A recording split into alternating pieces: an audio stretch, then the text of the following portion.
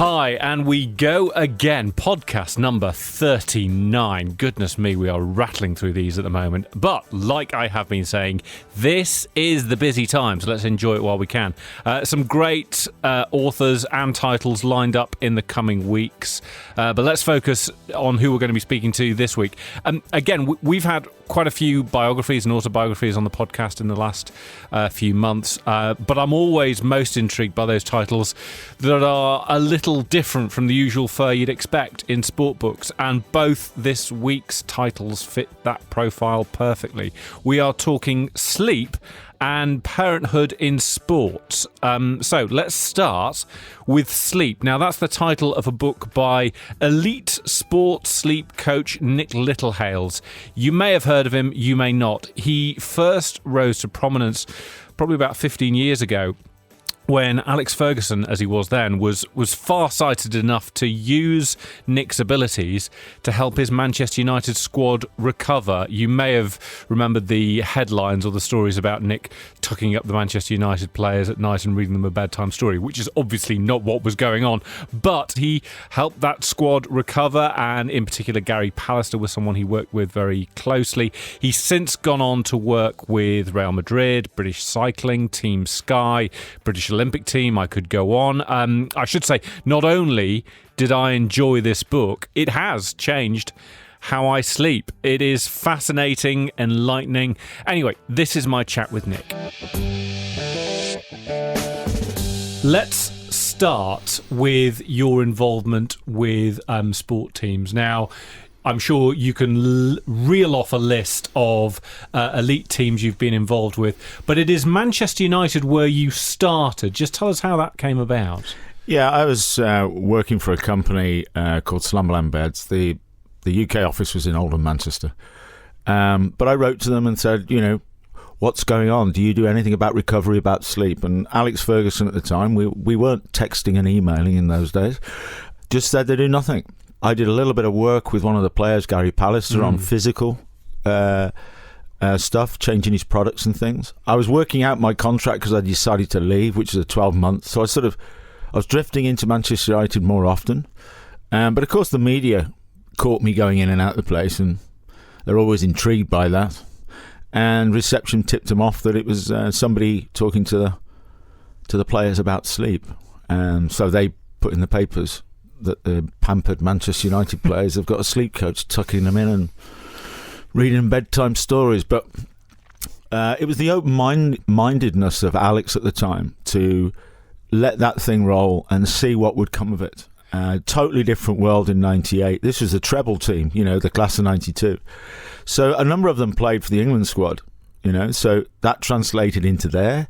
Gary Lewin, who was the physio of England, also of Arsenal, got me into Arsenal. So just by steps and stairs, I became an elite sports sleep coach.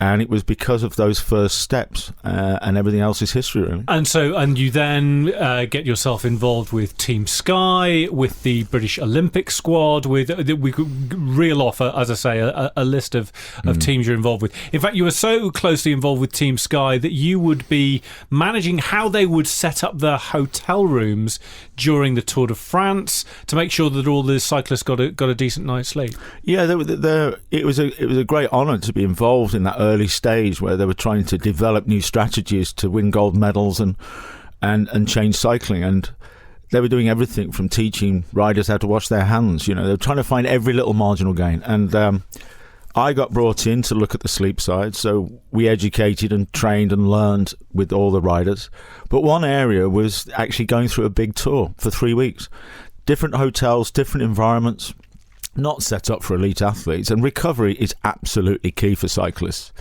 And so I came up with the idea with Matt Parker, who was head of marginal gains at the time, that we create sleep kits for each individual rider, duvets, pillows, little toppers and things, and we take those into the rooms, put them on the floor, unzip them, and we do that for every hotel. So they've got a real familiarization that they knew this product worked. And even to the point that if we couldn't get complete blackout, we would take simple items like black bin liners and tape and things like that. I'll tell you what I loved about your book is that it turns upside down a number of assumptions that I've had, and I think a lot of people have had, about sleep. Number one is, if I was to go out into the street and ask people how many hours sleep do you need a night, I would place money on the table that says all of them would say 8 hours. Yeah, we all need 8 hours. You say not so much. No, because, if you only had in the educational process some time spent through teachers and parents just educating children, and that follows on generation by generation, you would learn that right up until the point of us inventing the electric light bulb, we've always slept in what's called a polyphasic way. Now, to keep that simple, that just means in any 24-hour period, some of our ancestors would sleep for a couple of hours at night, get up and do things, and then do it again. In Victorian times, we wouldn't sleep with our partners. We slept separately. There's all sorts of weird things. So the other thing is, between 1 and 3 every day, there's a natural urge and need for us to go into a sleep state. It's completely natural. Think of Spain. The siesta's still there. So, that graveyard slot in business, where we drift away. And the early evening one between 5 and 7 becomes really powerful when you shift from winter to summer, and it gets much lighter and you're shifting around. And a lot of the coaches and CEOs of companies just get 4 hours a day. So I think the myth about it is rather than one block of 8 hours, which very few achieve because they wake up and go to the toilet and get disturbed, so it's nothing about that. It's more to do with looking at just how many periods, how many cycles, how many hours do you get in any 24, and when you're going to take them, and stop being so paranoid and worrying about just nighttime stuff. I tell you what I also found fascinating, and this will chime with anyone who's bought a bed or certainly bought a mattress, is number one, you think bed frames don't bother. Number two, here's what I didn't expect, pillows. Pillows are superfluous. When you're buying a mattress, and obviously most of us go into buying a mattress completely blind. We have no clue. We're being told they've got thousands of springs. Is that good or bad? I don't know. Yeah. Well, obviously I come from that industry. And I think it's because of the lack of education, because you only go into this area very few times in your life. So basically everything's set up to try and give you the impression that you need to buy something that's going to last forever. It's got loads of good stuff in it, and it's going to do lots of things for you. The principle is this is a flat piece of thing that is for you to lie on for a long period of time to try and sleep. Now, I can sleep in a tent with my kids on a piece of foam. I can sleep plane, train, car, anywhere. We're designed to do that. When you go into hotels, you don't choose what you're sleeping on, are you? So when you look at all of those things, the reality is, the best sleeping position, without question, for the mind, for security, and for you posturally, and to really get benefits from sleep, is fetal on the opposite side to your dominant side. So if you're right-handed, left-sided. And when you lie on the floor in that position, you've got a very big gap under your head. So we'll chuck pillows in it. But when you move to your front, which is common, you try to go right to the edge of the pillow. So it's kind of saying, we don't want it in that position. And your head's all twisted. When you go onto your back and the pillow's under your neck, just blocking that airway a bit, here we go, mouth breathing, dry mouth, got to wake up for water. So you sort of think, this is not preparing myself for sleep. So if you adopt that position on the floor, see the gap, get onto your current mattress, check it like that, and if you've got anything more than a couple of hands width for your cheek to the side of the mattress, it means that product, those materials, whatever they are simply not releasing to your body shape, and they're going to aggravate you, tossing and turning, creating body temperature, going to your front and your back more often than you should. So you're not really giving yourself the opportunity of quality. So if you get these little things right, 90 minutes with no disturbances, no awakenings, just sleeping straight through, grabbing all the nice little bits, could actually be far more beneficial than maybe 6 hours or 8 hours doing it all wrong. So what we're doing is we're finding out these well-being flags: anxiety, stress, weight control, depression. We've got all of these little things going, burnout and not being able to cope, mood and motivation. They're all there because of a poor approach to recovery. It's only because we really don't know what we should be doing and what's good and bad. So when you look at all of those things, I think that the world that we're in now and what's going to come, it's not going to slow us down. The world we're in now is really putting us under pressure. And so it is really time to sort of cover these myths, to put them in context, to stop worrying about sleep. It's not going to be perfect. You're going to have good nights and bad nights. Try to find out everything you can that triggers poor recovery so that when you do them, you don't worry about it. I'm going to get a bad night tonight because I've done this. I'm going to get a good night tonight because I did this. I'm going to only sleep 3 cycles tonight, but I'm going to put a nap in tomorrow, 30 minutes. Bang, I'm sorted. This sort of language changes the way you look at it. And is it a redefining process?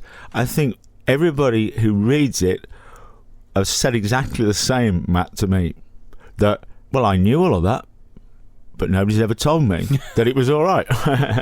No, it does. It makes a lot of sense, Nick. I'm going to ask you for a sports book you love. Which one are you going to choose?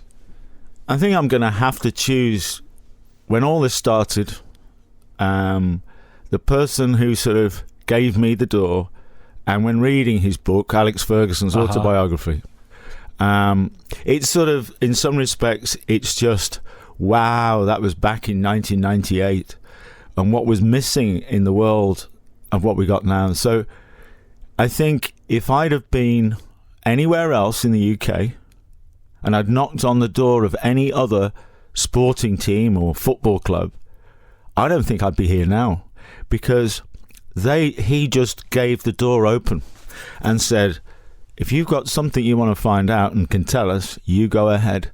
So I think that book, as a sporting book for the world I live in, is the one that I would cherish on the shelf. And it was that open-mindedness that made him as great a manager as he was.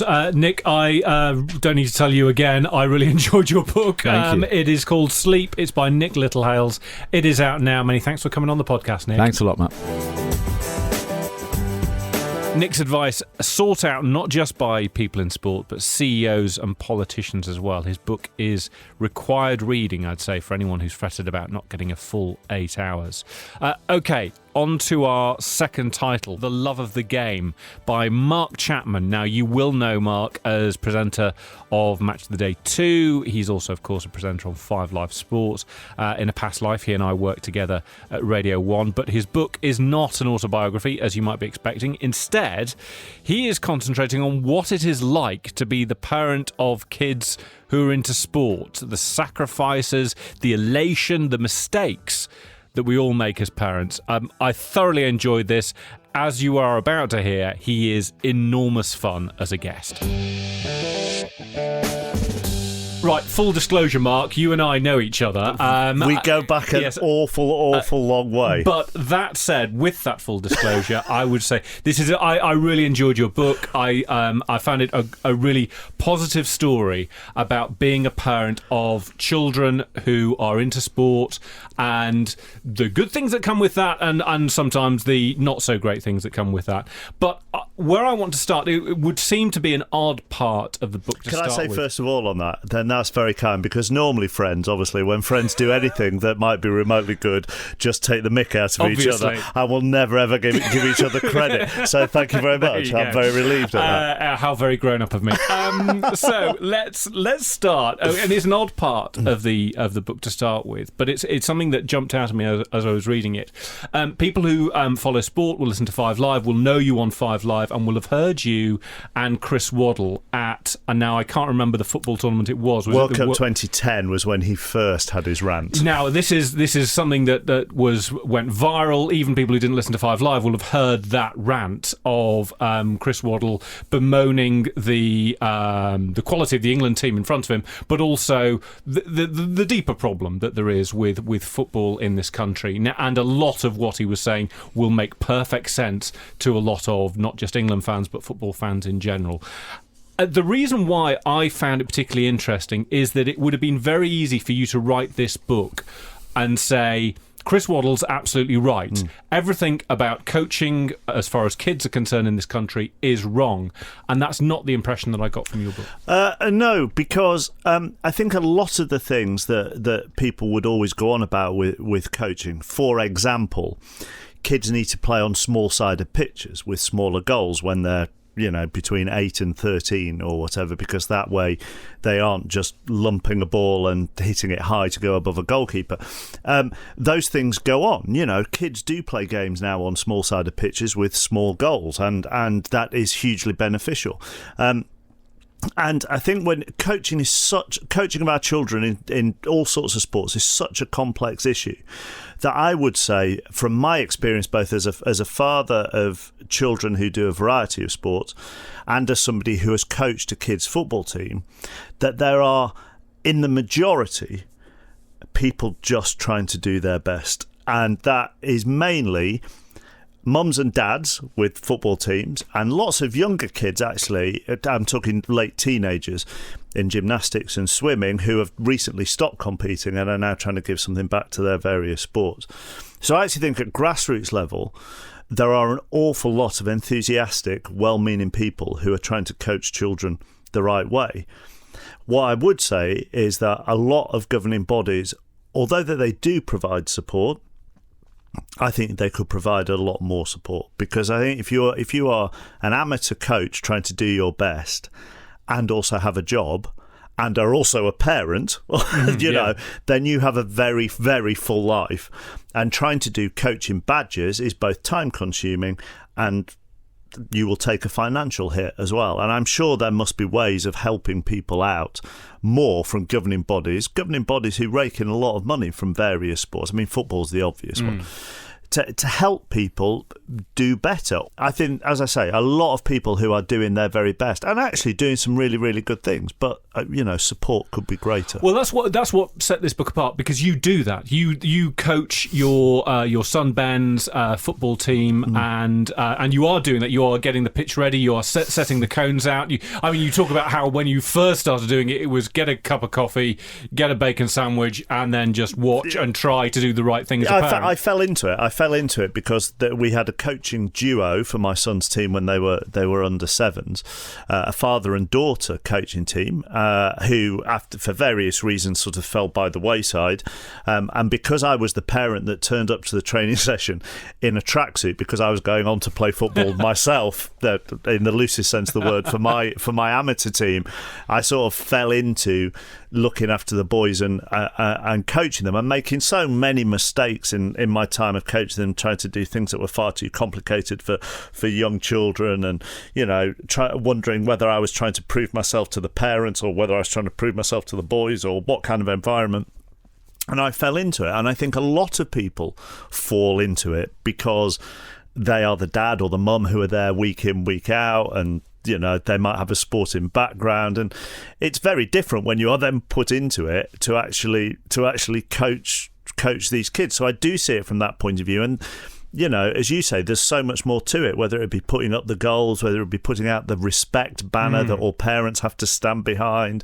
But there's so much more that comes with it, rather than just getting a group of boys and girls to play football. Now, this book goes on a journey with your son Ben and your daughter Jessie as they experience different kinds of sport. And Ben goes from football to swimming to cricket, and he's excelling at cricket, and Jessie in gymnastics and swimming as well. I want to talk to you about...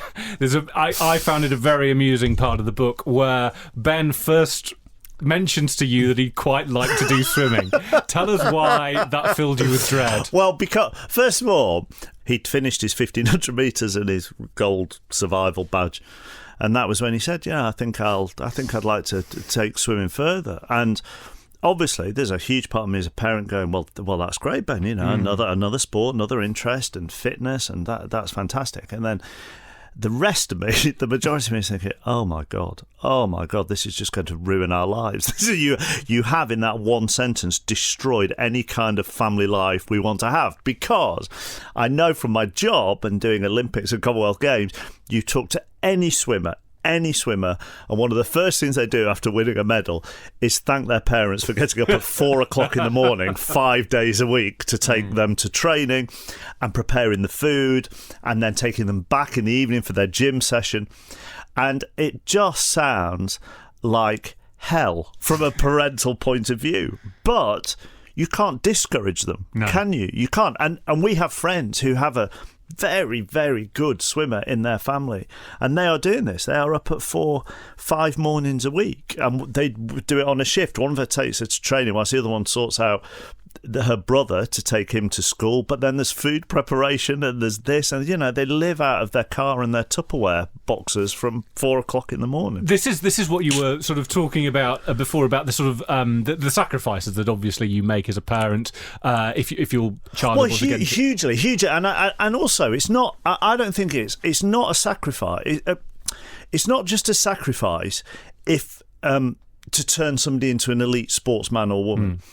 I think as a parent, and there is nothing wrong with this, but as a parent, you have to sacrifice all sorts of things for your children to do sport in general. In general, it doesn't matter what it is. It doesn't matter what level it is.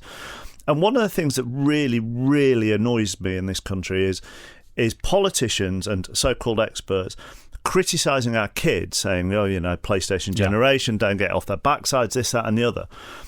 But for a child to do sport, there has to be a whole load of circumstances come together. One, they have to want to do it, but secondly, there has to be some kind of family support, and thirdly, there has to be a financial support as well. Even if it's just swimming lessons, even if it's just going to trampolining at the leisure centre for an hour, it costs. They need to be taken there, they need to be taken back.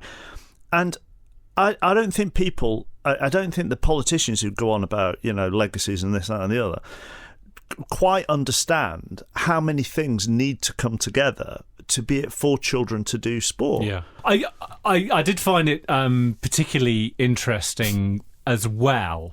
You come out of this book pretty badly. Let me put it that way. There are parts when, and it absolutely will ring true for any parent who has been in their car with their son or daughter after an event.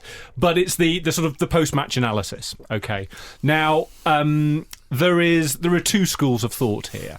One is that you are talking to your son or daughter about how well or how they've performed in said event, and you're analysing what they possibly could have done better, and that shows you care about them. Yeah. There is another school of thought that says you're overanalyzing it, and therefore it's piling loads of pressure on their shoulders. And I have to say, I fit into the former category. I view it as I'm showing an interest, I care, but I'm interested in how you feel. Well, yes, I think there is I'm showing an interest and I care.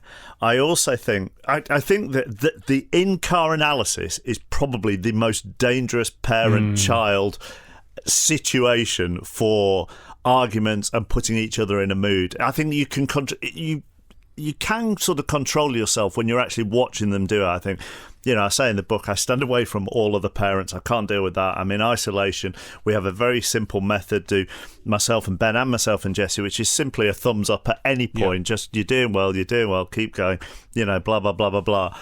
And then, but it is that, then you get in the car and you drive for a bit and everything's quite calm. And then in your head, you're thinking, he didn't really bowl those last 2 overs very well. He looked as though he was a bit short of the crease when he was coming in. And even though you're thinking, I shouldn't say anything because he's in the mood because he hasn't taken any wickets and it'll just make things worse, you can't help yourself. So you just turn the radio down a little bit and go, you look like you were a little bit short of the crease when you were coming in to bowl. I wasn't.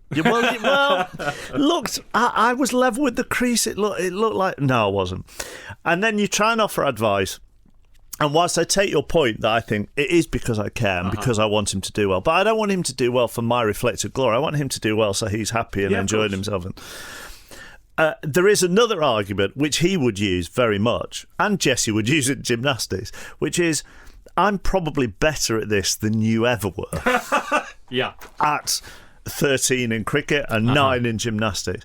So really, who are you to be telling me what I should be doing? And I can also see that point of view as well. And the in-car analysis thing, I have taught myself less and less to say anything. My feeling is I'm more in the latter camp to answer your question. And certainly, if we are going to look at how to improve or where it went wrong. Maybe let the dust settle and don't do it in the car on the way home. That would be the mature answer. It would be the mature answer. But you and me both are quite immature when we want to be. Quite true. I also found it very interesting, and here is something of a bugbear of mine, is the perception of football. Now, you talk in the book about the differing reactions from parents when watching a football match and perhaps a decision goes against their son or daughter's side, and when they're watching gymnastics or they're watching rugby or cricket or swimming or anything like that. And it is just football where this appears to happen. I'm interested in your reasoning as to why you think that is. I think because to explain the situation, I think when you watch a football game, parents are still very much liable to shout at the referee and disagree with the referee, and in certain instances abuse the referee. And my argument in the book is that when I go and watch a swimming gala, for example, you sit in the balcony and they give a result out of the race, and maybe 2 kids have been disqualified in that race. And I've never heard anybody shout from the balcony abuse at the swimming judges. Equally, when the results are given out in a gymnastics competition, I haven't heard anybody, shout out disgust at whoever's on the podium and who isn't on the podium. In private, there might be mutterings about whether it's fair or not. I think it's because everybody, when it comes to football, thinks they're an expert. I also think when it comes to football, the majority of dads in particular are frustrated footballers who maybe aren't playing anymore and would still like to be playing. And I think that is probably the problem with football. Everybody thinks they know it. Everybody thinks they're an expert. And yet they're not. As I said at the start, Mark, I found this a thoroughly enjoyable book, and also I was expecting it to be one where we sort of went through everything that's wrong with coaching in this country, and it's absolutely not that book. It's a really positive story, both as a parent but also I'm a very positive man, Matt, as you know. That shines through. Glass half full. Obviously. I'm going to ask you for a sports book recommendation, one that you love. I love I Am Zlatan just Obviously. for its sheer ridiculousness, and I'd love to think it was written partly tongue in cheek, but I don't think it was. I'm sure it wasn't. Although I do have a great Zlatan story. Oh, really? I do have a great Zlatan story, which is he arrived for his Manchester United unveiling. And what they were filming him coming out of the dark into the light with a whole load of red smoke behind him or something, and that was it. It was simply a bit of lighting. There you go. So he arrives and he's given his T-shirt to wear for this, and the man in charge of making sure he's got the appropriate kit on sponsors that. Said to him, "We have hair and makeup for you, Zlatan, if you want it." And he just simply said, "No, Zlatan is feeling beautiful."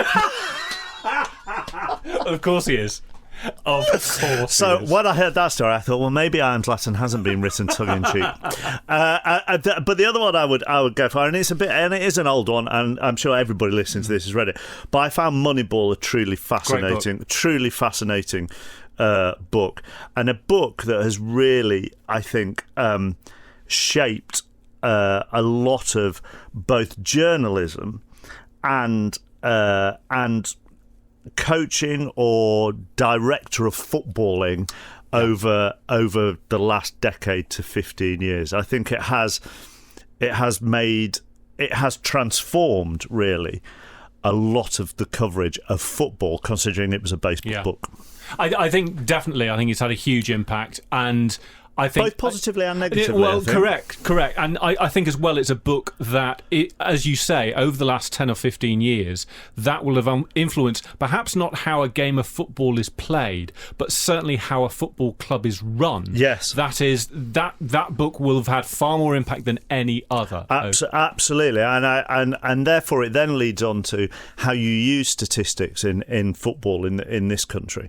And a misinterpretation of statistics as well, because just putting a load of statistics on a screen, I constantly argue with people, doesn't necessarily tell you the whole story. You've got to know how to interpret them, I suppose. It's every book I've read about data basically says you need to getting the data is not the answer. Knowing how to read the data and being able to sort through the data is what counts. But I as I say, really loved your book, Mark. The Love of the Game, Parenthood, Sport and Me is out now. Mark, many thanks for coming on. Thank you for your enthusiasm. Okay, there was a danger that interview was going to descend into two blokes talking in a pub. We probably just stopped short of that. But putting our friendship aside, Mark's book is an excellent read. I really enjoyed it. It's very funny. It's self-deprecating. It is perfect for parents of kids who love their sport. Anyway, that is your lot for this week. Just time for the weekly housekeeping. Don't forget, subscribe to the podcast on iTunes or wherever you get your podcast. That way it's just going to drop straight onto your device. You won't need to do anything. You can also follow us on Twitter at SportsbookPod. That's also the best way of getting in touch with us. Anyway, we are going to be back soon. We have a very big guest tentatively booked to come on in the next couple of weeks. Fingers crossed that happens. But we